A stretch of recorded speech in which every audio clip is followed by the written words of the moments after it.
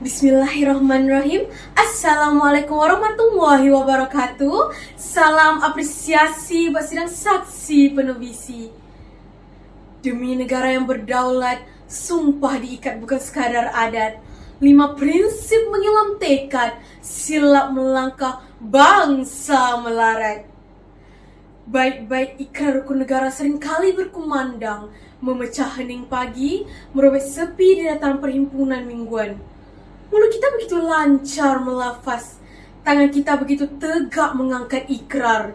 Namun, izinkan saya mengetuk pintu sanubari sidang saksi dengan satu pertanyaan yang menuntut koreksi nurani.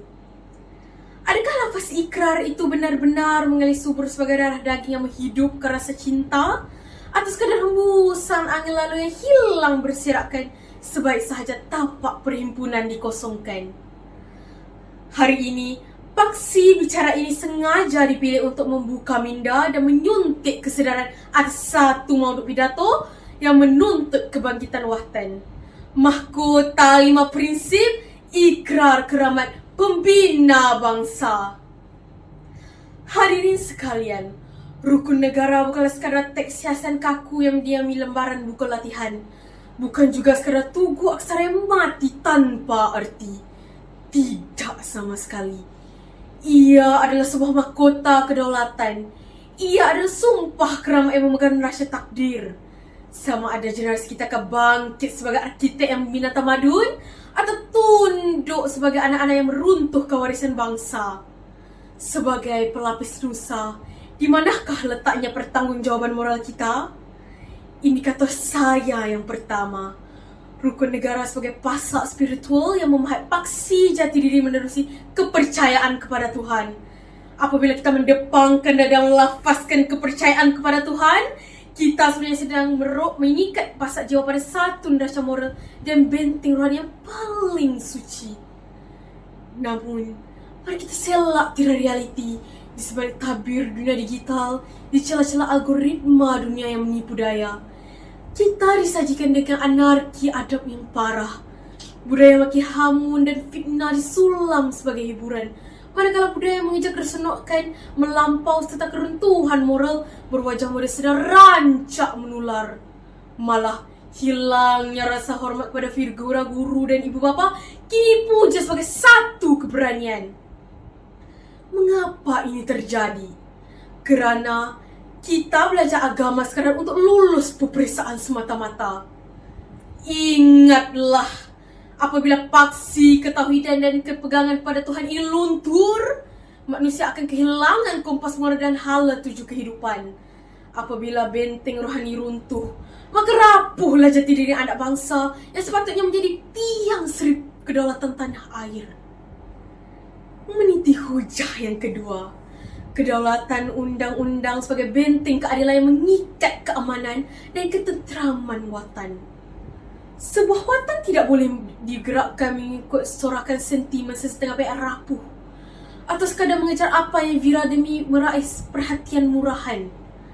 Kedaulatan undang-undang adalah acuan utama yang memelihara keharmonian dan melindungi hak kita semua. Tanpa mengira kasta, tanpa mengira darjat, majoriti mahupun minoriti.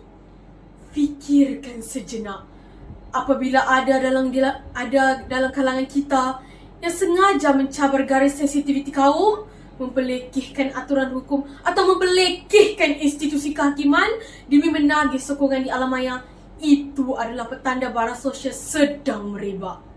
Apabila individu merasa diri mereka di atas undang-undang, mereka sebenarnya sedang merobek mahkota kedaulatan tanah air sendiri.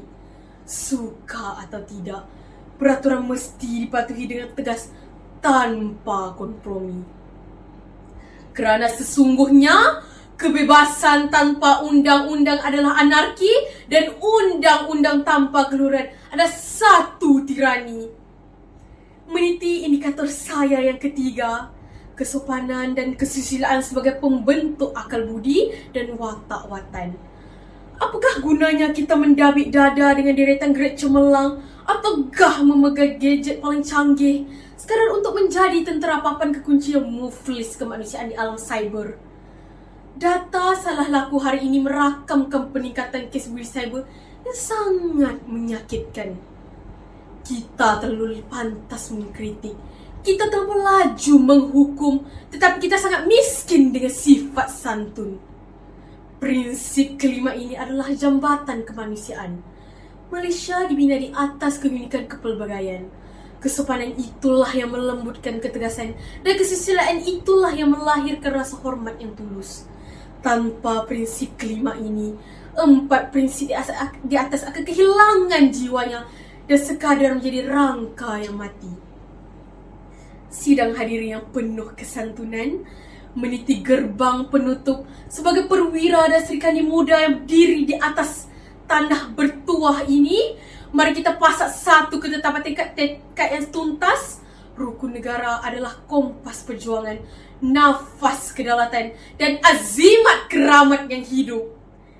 Jika kita mahu melihat Malaysia kekal berdiri megah, maka tugas kita lah sebagai panglima masa hadapan untuk menobatkan kembali mahkota 5 prinsip ini ke dalam sanubari.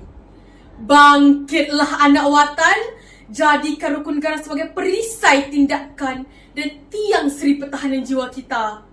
Apabila kepercayaan kepada Tuhan dipahat di jiwa, kedaulatan undang-undang dijunjung tinggi, serta kesopanan dan kesusilaan mekar bersemi, disitulah terbinanya pasak jati diri kita. Ingatlah, runtuhnya sesebuah empire bukan kerana robohnya kota batu mereka, tetapi kerana hancurnya benteng adat dan moral para perwiranya.